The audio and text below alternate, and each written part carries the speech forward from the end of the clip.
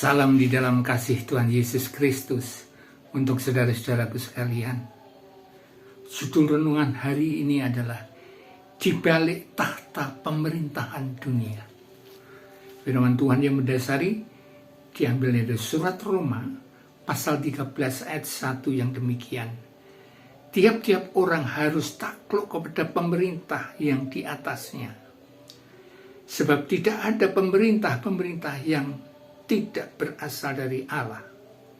Pemerintah-pemerintah yang ada ditetapkan oleh Allah. Saudaraku, saya akan mengilustrasikan demikian firman Tuhan ini.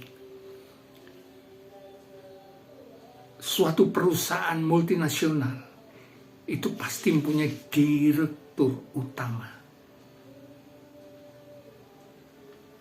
Direktur utama membawai beberapa divisi.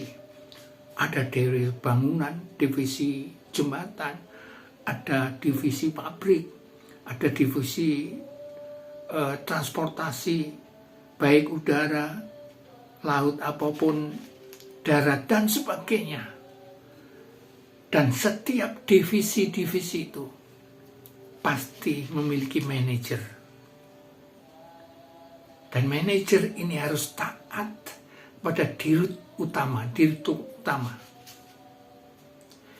Manajer bagian itu hanya sebagai manajer lokal saja.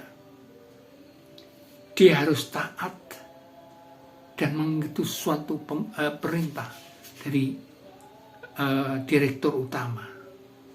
Nah demikian, pemerintah-pemerintah di bumi ini harus taat kepada Tuhan Allah semesta alam. Nah saudaraku, sekarang bagian yang pertama. Makna yang penting dari firman Tuhan itu apa? Yang pertama, otoritas di dunia ini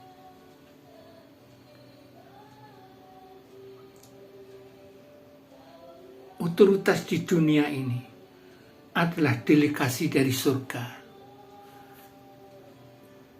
Mereka itu hanyalah sebagai manajer lokal saja.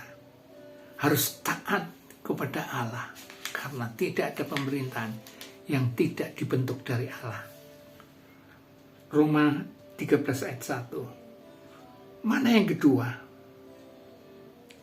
Siapapun yang duduk di dalam pemerintahan itu, apapun jabatannya,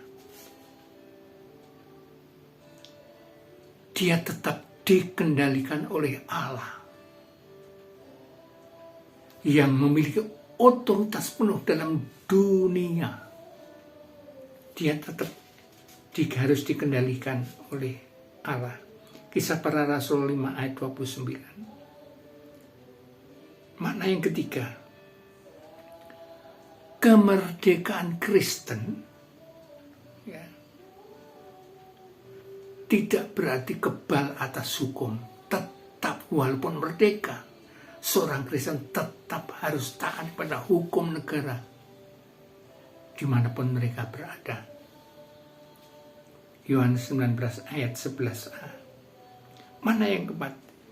Tiap-tiap warga negara harus taat dan menomorsatukan surga di atas segalanya. Filipi 3 ayat 20. Nah bagian yang kedua saudara-saudara, praktek nyata sekarang ini di balik tahta pemerintahan dunia itu apa? Tidak melakukan kecurangan. Mereka mempunyai hak dan kewajiban atas negara atau publik. Tidak melakukan kecurangan itu. Matius 22 ayat 21b. Praktek yang kedua, berhenti mengumpat negara dan diubah selalu mendoakan pemerintah dan negara kita. 1 Timotius 2 ayat 1 sampai 2. Ketiga, berani tegas menolak dengan bijak, dengan sopan hal-hal yang dosa, berani ditolak. Kisah Para Rasul 5 ayat 29. Praktek yang kelima, sadar bahwa kebutuhan-kebutuhan di dunia ini dipasok dari surga dengan kekayaan dan kemurahan Tuhan Allah yang luar biasa. Filipi 4 ayat 19. Nah, bagian yang ketiga sekarang, kesimpulannya apa? Di balik tahta pemerintahan dunia itu, apa di baliknya? Kesimpulan yang pertama, otoritas sipil adalah delegasi surga. Otoritas sipil, hak dan kewajiban warga negara itu adalah anugerah Tuhan, kasih karunia Tuhan Yesus yang harus diperhatikan. Roma 13 ayat 1. Kesimpulan yang kedua, ketenangan batin yang anti krisis.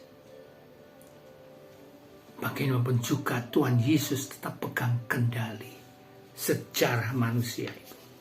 Filipi 4 ayat 19. Kesimpulan yang keempat, berani untuk lebih taat kepada Tuhan Allah daripada taat pada negara. Dalam Kisah Para Rasul 5 ayat 29, lah saudara-saudaraku, saya akan terus berdoa kepada saudara dan saya harus taat kepada pemerintah, siapapun pemerintah kita. Jangan menghujat, enggak. Kita ubah penghujat dengan kita berdoa terus kepada pemerintah dan pemimpin-pemimpin kita. Karena kita sadar pemerintah kita adalah bentukan Tuhan Allah. Immanuel. Amin.